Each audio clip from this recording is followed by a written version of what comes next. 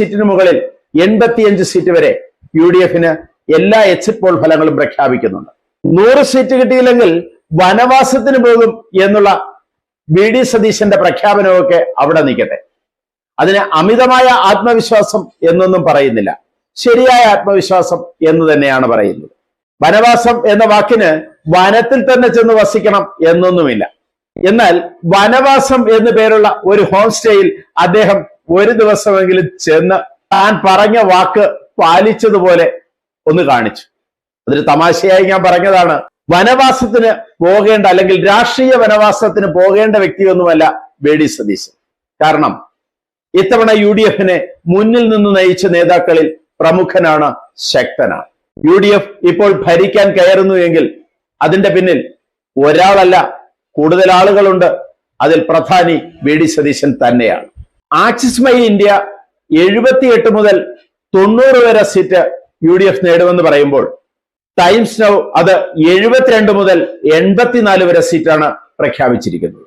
മാട്രിക്സിന്റെയും പിമാർക്കിന്റെയും exit poll ഫലത്തിൽ 70 മുതൽ 80 seat വരെയാണ് പ്രഖ്യാപിച്ചിരിക്കുന്നത്.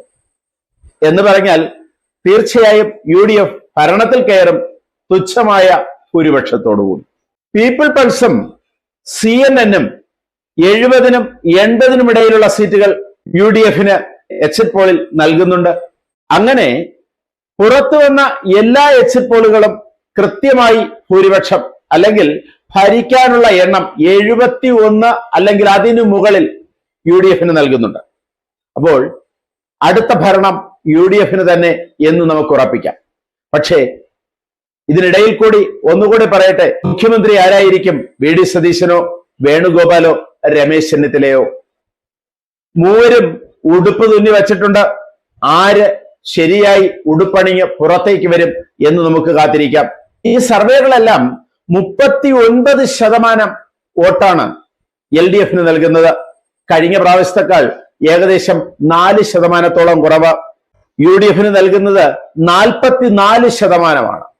കഴിഞ്ഞ പ്രാവശ്യത്തെക്കാൾ ഏകദേശം 3% കൂടുതൽ. BJP-ക്ക് മുൻപ് ലഭിച്ചതിൽ നിന്നും വോട്ടിംഗ് ശതമാനം അല്പം കുറയും എന്ന് തന്നെയാണ് എക്സിറ്റ് പോൾ സർവേകളുടെ ഫലം, 14%.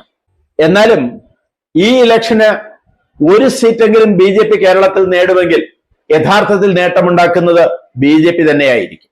ആഞ്ഞടിച്ച ഭരണവിരുദ്ധ വികാരവും നാട് മുഴുവൻ കേട്ട് തഴമ്പിച്ച അഴിമതി കഥകളുമാണ് മൂന്നാം തുടർഭരണത്തിൽ നിന്ന് LDF-നെ പുറകോട്ട് വലിച്ചത്. ഇതോടുകൂടി LDF-നെ